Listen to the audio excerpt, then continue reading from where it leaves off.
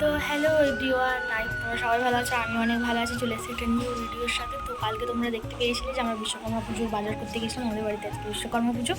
তো সেই ভিডিওটাই তোমাদের সাথে শেয়ার করবো। অনেকদিন পর সূর্য আমার দেখা মিলেছে, আর আমি জামা কাপড় নিয়ে চলে এসেছি ছাদে মিলতে। তো এগুলোকে মিলবো, তারপরে নিচে যাবো, নিচে কতগুলো কাজ আছে সেগুলোকে লাগাবো, তারপরে ঠাকুরের জোগাড় করবো। মা ঠাকুরের জোগাড়গুলো কিছুটা করছে, তারপর আমরা স্নান টান করে বাবার গাড়িটাও ধোয়াতে হবে।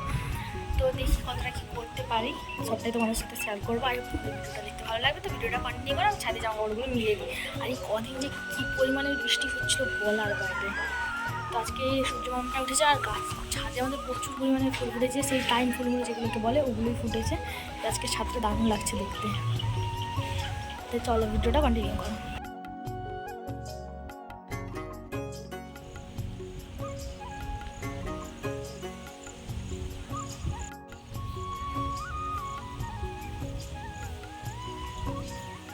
এবছর গাড়ি ধোয়ানোর ডিউটিটা ছিল আমার বোনের উপরে, কিন্তু না, গাড়ি ধোয়ানোর ডিউটিটা ছিল তার ওপরে, মানে আমার বাবার ছেলের ওপরে।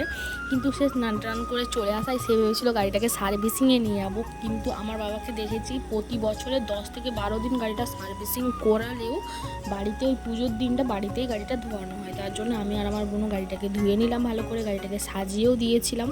ঠাকুর এসেছিলো প্রায় 3:30 বেজে গেছিলো, পুজোয় বসতে বসতে 4টে বেজে যায়। তো এই পুজোটা তোলা ছিল আমার দাদুর বাবার। তো সে ভেবেছিল, মানে দাদুর বাবা আমার বড় বাবা, সে ভেবেছিল এই পুজোটাকে অনেক বড় করে করবে। তো 1 বছর প্রতিমা তুলে পুজো করতে চেয়েছিলেন। তো প্রতিমা তোলায় আমার দাদুর অ্যাক্সিডেন্ট হয়েছিল এই পুজোর দিন, সেই থেকে আমাদের প্রতিমা তোলা বন্ধ হয়ে গেছিলো। তো আমি আমার বাড়িতে ছোটোবেলা থেকেই দেখে এসেছি যে বাড়িতে ফটোর সামনেই পুজো করা হয়। তো এদিকে আরতি আরও সব কিছু কমপ্লিট হয়ে গিয়েছিলো। তারপর হবে হোম, আর হোম হলে নাকি মাথায় ঢাকা নিতে হয়। এটা আমাদের বাবন ঠাকুরেই ফার্স্টবার বললো। কারো জানা থাকলে কমেন্টে বললো যে কেন নিতে হয় এই ঢাকাটা। আর এখানেও কিছুতেই ঢাকা নিচ্ছিল না বলে আমি একটা গামছা ঢাকা দিয়ে দিয়েছিলাম, যেহেতু বাবন ঠাকুরে বলেছিল নিতে হয়।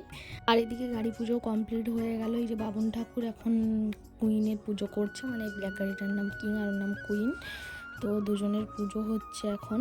তারপরে পুজো শেষ হতে প্রায় 5টা 5:30 বেজেই গিয়েছিলো। তারপরে আমরা খাওয়া দাওয়া করি। ভিডিওটা এই পর্যন্তই। ভালো লাগলে লাইক কমেন্ট, চ্যানেলটাকে ফলো করে দিও। আমার পাশে থেকো, ভালো থেকো, সুস্থ থেকো, টাটা বাই।